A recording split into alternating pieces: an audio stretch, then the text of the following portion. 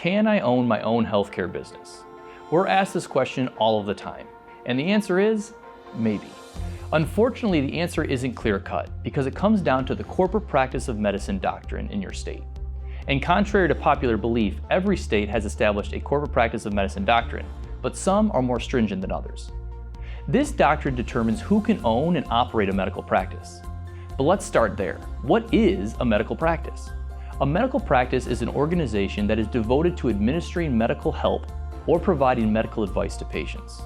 Simply put, if the organization performs actions deemed as medical care or evaluation by the medical board, that organization would be considered a medical practice. A state corporate practice of medicine doctrine determines who can and cannot own a medical practice. Several states require only physicians to own the practice of medicine. This means that any nurse or other dependent provider looking to own their own medical practice would not be able to do so.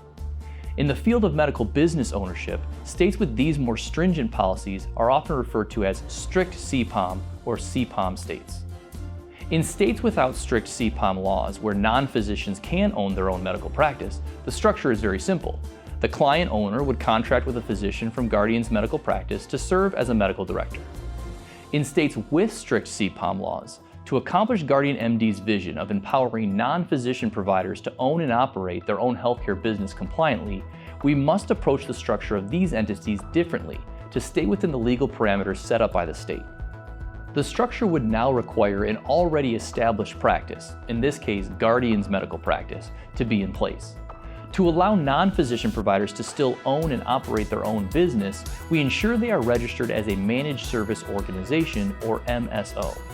This MSO is not a medical practice, but rather a medical business that facilitates the provision of healthcare to patients on Guardian's practice's behalf.